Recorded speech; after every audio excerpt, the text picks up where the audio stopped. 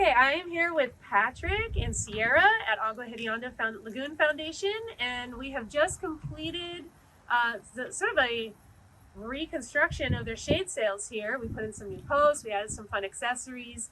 But Sierra, I want to talk to you a little bit about how did you guys come to the conclusion of getting shade sails? What did you have here before? Yeah, great question. So living in Southern California, it's generally 75 degrees and hotter almost every day. And we run school programs almost every day. And so kids were out here in this area learning, and with the sun beating down on them, it really affected their focus. And so first we didn't have anything out here, and we realized that we quickly needed some kind of shade so that the kids could better stay focused and that we could run more programs. So we first went to, I believe, pop-up tents, which if anyone has carried one, they're heavy and they're hard to take out and put up, and you need quite a few people. So then we thought of shade sails, great, and we ordered them off Amazon and we put them up ourselves, and that was just unreliable. If it was windy or rainy or any kind of moderately bad weather, they would fall, which was not only problematic for safety purposes, but also problematic for putting them back up and just having a sustaining effort. So with that, we really needed to look and find a company or something else that was going to last for a long time, and we found Shazeebo. And they have been amazing. If you can just look at them, they look awesome, they're reliable, they stay up through all weather, and we really couldn't have asked for anything better, and we're so lucky to have found you guys. Awesome, thank you. I want to talk a little bit specifically about the posts. You had mentioned that you had originally put up sails yourself, and with those you had installed wooden posts. So can you tell me a little bit about that decision and maybe what happened? Yes, of course. So we had put up wooden posts, and if you can tell from the shot that this space is rather big, we needed quite a few posts, but the tension between them is really great. And so we were warned pretty immediately by Shazeebo that the wooden posts wouldn't last, that eventually they would cave in and break and snap. And that did happen actually very recently, about 3 weeks ago or so. When the wind was really bad here, our middle post right here actually bent forward and snapped in half. We are incredibly fortunate and grateful that there were no kids in this area, because the entire thing collapsed and it would have been a bigger catastrophe than it was. And so we knew that it was time to get out of these wooden posts that were starting to wobble and move and just become a big safety hazard. And so Shazeebo came in and put in these posts. Yeah, so one of our number one things is don't use wooden posts. And as people across the country try and put shade sails up, it's natural to put wooden posts in. In fact, you can probably find a contractor to put them in for you. This is a great example of why not to do that. So we always recommend a steel post, not aluminum, not stainless steel, but a steel post. And these are powder coated. And you guys were concerned about the look, because it's a lagoon foundation. So this is powder coated in a brown that fits in. So also with the steel posts, we're able to add on the accessories that helped the foundation use this for more functions than just shade. So as you look at the pictures, and you do the video, you'll be able to see it from different angles. 2 sails, different heights, highs and lows, which you always want to shoot for that, designing a shade sail. So these guys had a great vision. They just didn't know, they weren't contractors, right? I mean, not everybody's a contractor. So you guys did, your vision was great. These poles are in the exact same location as the wooden poles. So you guys got that right.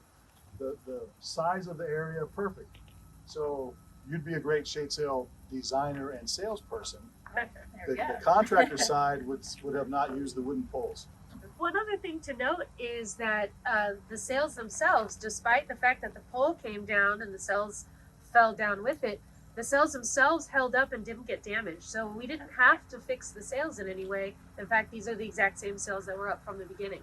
You mentioned the sort of added accessories to this space, and we really wanted to help make this a really functional space for all of the community events and support and classes that happen here.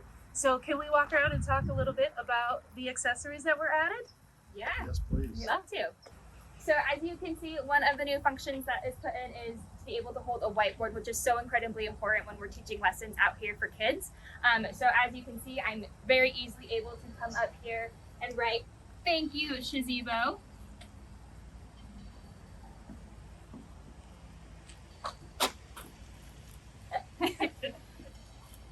And if I was teaching a lesson or a class, they would be sitting right down here and they would very easily be able to see what I'm writing and participate and follow along.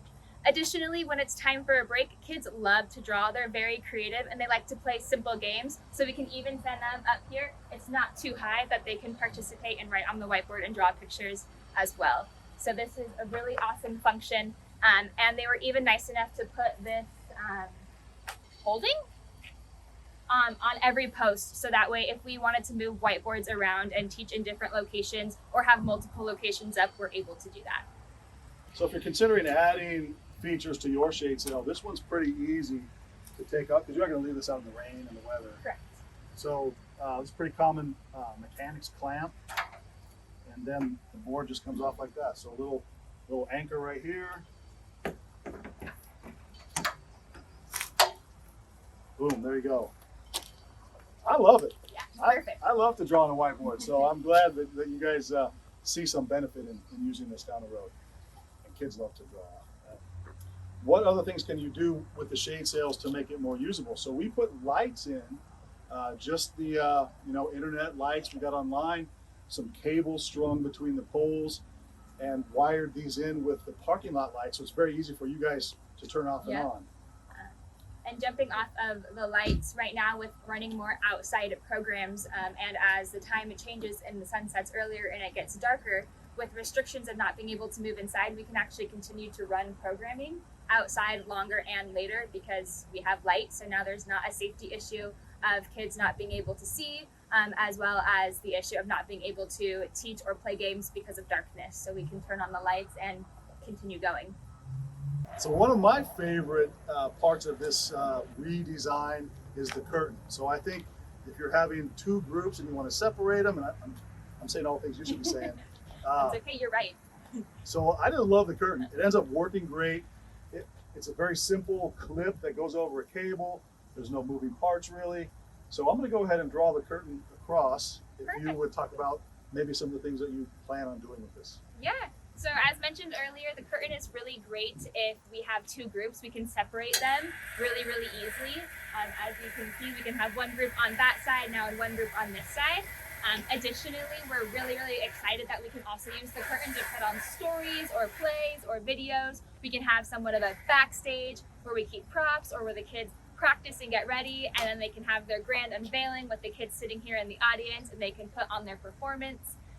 And another thing that I'm super excited about, which I was just learned about today that we could do, was project movies onto the screen and onto the curtain, which I can't wait for because we run camps, which are fairly long. They're about 6 hours or more, and sometimes they're really young kids. They need that break, they need that quiet time. So if we could project a movie out here for them, they could have a nice relaxing time while still being outside. And it's just a great function of this curtain that you might not have thought of.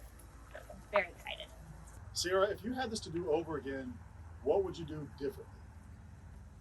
That's a tough question. It's all done so amazingly. I was even so surprised at the cutouts for the curtain so that they didn't drag through the mud on our garden that will be coming, or they didn't interfere with the seating over here.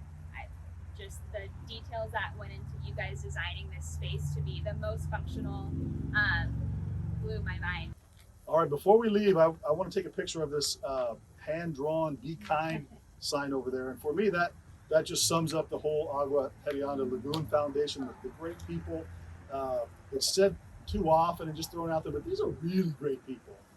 And I love this space. We've come here with the whole company before. We're going to probably ask you to maybe have a lunchtime here. Yes, maybe we can line that up. It's just a fun place to be.